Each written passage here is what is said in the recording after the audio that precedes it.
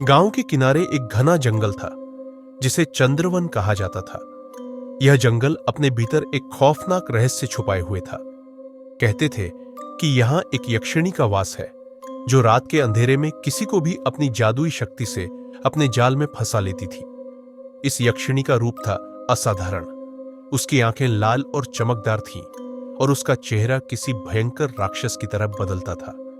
अगर किसी ने उसे देख लिया तो उसकी जिंदगी में बस एक ही रास्ता था, या तो वह यक्षिणी के जाल में फंसा रहता या फिर रहस्यमय तरीके से गायब हो जाता। यह कहानियां बच्चों से लेकर बुजुर्गों तक सभी के बीच फैल चुकी थी।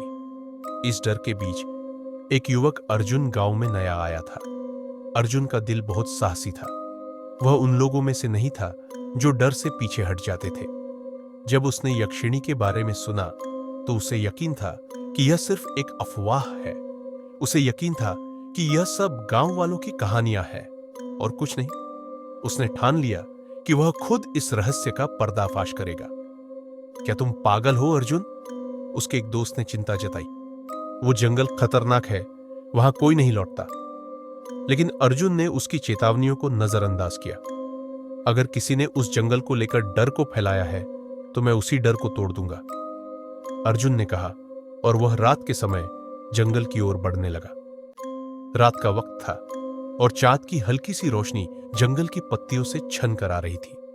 अर्जुन के हाथ में एक टॉर्च और एक बंदूक थी। वह धीरे धीरे जंगल के अंदर घुसता चला गया। जैसे ही वह जंगल में कदम रखता है उसे एक अजीब सी खामोशी का एहसास हुआ। हवा भी जैसे रुक गई थी और बस कुछ आवाजें थीं। पत्तों का सरसराना, एक दो बार चूहे की सरसराहट और कहीं दूर से बाघ की गहरी दहाड़। अर्जुन ने टॉर्च की रोशनी इधर उधर घुमाई लेकिन उसे कुछ नजर नहीं आया। वह लगातार बढ़ता जा रहा था लेकिन उसके दिल की धड़कन तेज होती जा रही थी। उसे महसूस हो रहा था कि जैसे कोई उसका पीछा कर रहा हो। उसका मन लगातार इस बात से डर रहा था कि कहीं वह यक्षिणी का शिकार न बन जाए। लेकिन उसने खुद को सांत्वना दी। मैं डर से ज्यादा साहसिक हूं और मुझे यह साबित करना है कि यह सब सिर्फ झूठ है। आगे बढ़ते हुए उसे एक जगह महसूस हुई जहां एक कड़ी सी सर्दी छाई हुई थी। अर्जुन ने अपनी टॉर्च का फोकस उस ओर किया। अचानक उसकी टॉर्च की रोशनी एक महिला के चेहरे पर पड़ी। वह एक हजारों साल पुरानी परंपरा जैसी सुंदरता से सजी हुई थी। उसका चेहरा चांदी जैसा चमक रहा था और उसकी आंखें बहुत गहरी और रहस्यमय थीं। उसने एक सफेद साड़ी पहनी थी जो लहराती हुई दिखाई दे रही थी। अर्जुन को एक अजीब सी खिंचाव महसूस हुआ, लेकिन उसने अपनी आवाज को स्थिर रखते हुए कहा, तुम कौन हो? महिला ने धीरे से मुस्कुराते हुए कहा, तुम सच में जानना चाहते हो अर्जुन? अर्जुन चौंका। तुम मुझे कैसे जानती हो? उसने सवाल किया। महिला की मुस्कान और भी गहरी हो गई। तुम्हें याद रखना चाहिए कि जब कोई यक्षिणी तुम्हारे सामने आती है तो वह सिर्फ शिकार नहीं करती, वह तुम्हें एक यात्रा पर ले जाती है। एक ऐसी यात्रा जो तुम्हारे डर और साहस दोनों को परखती है। अर्जुन ने अपनी बंदूक की नली को थाम लिया, लेकिन वह फिर भी किसी तरह उस महिला के सामने खड़ा था। मैं तुमसे डरने वाला नहीं हूं, अर्जुन ने कहा। मैं तुम्हारी असलियत जानने आया हूं। महिला की आंखों में एक चमक आई और वह धीरे से बोली, क्या तुम तैयार हो? क्या तुम सच में जानना चाहते हो? अर्जुन ने सिर हिलाया और कहा, हां। महिला ने अपनी आंखों को बंद किया और फिर धीरे धीरे बोली, तुम्हें वह देखना होगा जो किसी ने कभी नहीं देखा। तुम जिस जंगल में खड़े हो वह कोई साधारण जगह नहीं है। यह मेरे जैसे अपार शक्ति रखने वाले प्राणियों की दुनिया है। मैं एक यक्षिणी हूं, लेकिन मैं पहले एक इंसान थी, एक राजकुमारी। अर्जुन अब चौंका। राजकुमारी? उसने चुपचाप कहा। लेकिन फिर तुम कैसे? महिला ने आंखें खोलते हुए कहा, मेरे साथ धोखा हुआ था। एक राजकुमार ने मुझसे प्यार का वादा किया, लेकिन उसने मुझे छल से मार दिया। मैं मरने से पहले यह कसम खाई कि मैं उन लोगों को अपनी पीड़ा का एहसास कराऊंगी जो मुझसे सहानुभूति नहीं रखते। और यहीं से मेरी यात्रा शुरू हुई।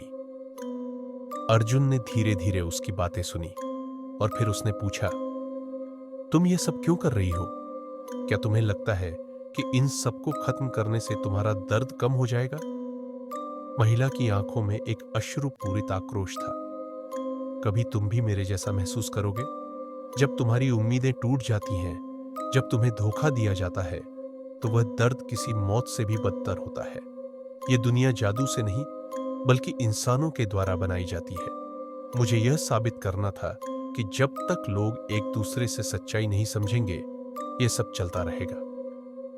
अर्जुन अब पूरी तरह से स्तब्ध था।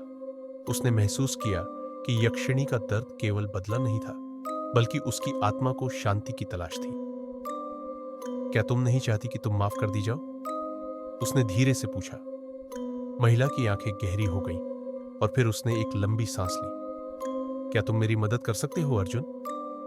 अर्जुन ने उसका हाथ थामा और कहा, हाँ, मैं तुम्हारी मदद कर सकता हूं, लेकिन तुम्हें पहले अपने दर्द से बाहर आना होगा। यह सब खत्म करना होगा।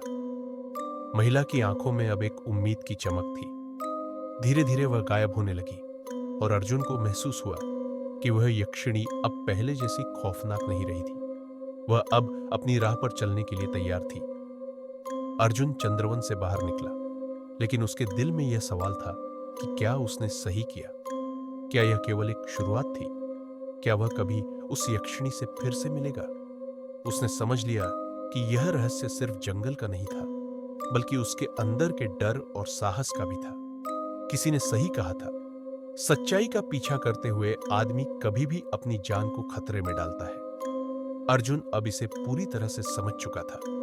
अगर आपको यह कहानी पसंद आई हो तो इसे लाइक करें, अपने दोस्तों के साथ शेयर करें और सुहानी की कहानी चैनल को सब्सक्राइब करें। ऐसी और डरावनी कहानियों के लिए जुड़े रहें।